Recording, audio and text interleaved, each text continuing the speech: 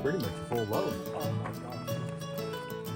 I hauled all this stuff from Missouri to Arizona, and then set that down just a second to get a pen on the back of that. A few weeks ago, my old friend Mike called me up and he said, "Hey, we've got a bunch of these wildlife mounts. We really don't have the wall space anymore to hang them up. Would you have any interest in hanging them up out there at the cabin?" And I said, "Heck yeah, man, bring them on down." So we worked out a time slot, and Mike loaded them up and brought them down and brought them out to the cabin. Say something about, yeah, we're... You know what that is? That's one of those canes from the from Lions Club Carnival. Are you kidding? Yeah, I sure do. I got that out of my grandma's basement whenever we were cleaning it out. No kidding. I'll be dang. Wasn't there... It's funny, after 55 years of friendship, how just about everything is a memory and a story.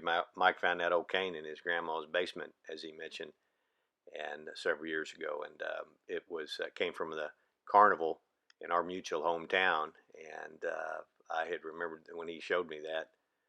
Boy, that brought back some memories. But anyway, we spent some time kind of assessing the wall space situation in the cabin, and wanted to find a good place to hang that elk, and so we moved a few mounts around, and found a good spot, and talked about some of the old our memories around those elk hunts that his dad and our friend Steve's dad Chester used to go on, and that was kind of a big event in our neighborhood, at least amongst some of the kids. We would watch that from afar. We'd watch them load up and get ready, and we'd see them come back, and with the trailer, oftentimes they'd have elk or mule deer and so forth in those trailers. That was a big deal for us.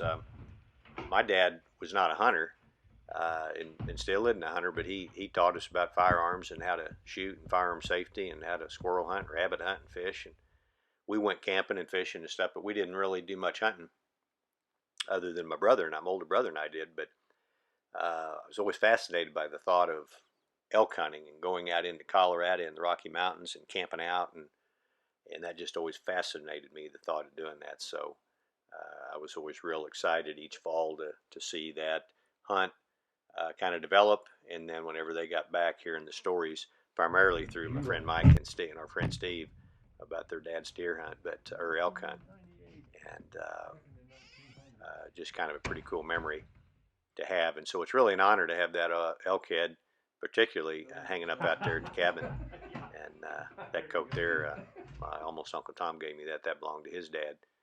An old Filson coat, man. I sure enjoy wearing that. But we got that elk head hung up. Mike made some final adjustments, and then I talked him into sitting down in front of my iPhone camera and talk a little bit about those old days and his dad's elk hunts and how he got into elk. It was up on the Grand Mesa, probably.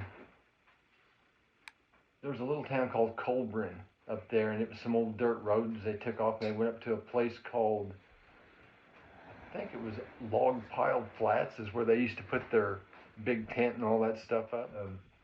You remember every time they would come back, remember when they'd get back, the elk horns and stuff sticking out of the back of the... Remember they all had... they were just two-wheel drive trucks back then. They had those little toppers on them, and they were pulling the Jeep, and there was always antlers sticking out of those when they'd get back. That was always, to me, it was more fun watching them unload after they got back, and with all those different things. But he said, why don't you go with me? I said, well, we don't have enough people here to do this now. And I said, I'm not even ready to go. You're leaving in like an hour. He said, how long would it take you to get ready? And I'm like, next thing I know, I was loading my stuff in the back of his camper, and we were on our way to Colorado. and that's how it happened, and that got me hooked. I've heard a lot. I've heard elk. I've heard them bugle. Yeah. Whenever I've been out there, I went bow hunting one time, and I heard one bugle, and then a couple different ones. And man. Thanks to my old friend Mike for coming down, for bringing those mounts, and we'll have those hanging out there, Mike, as long as you want them to be there.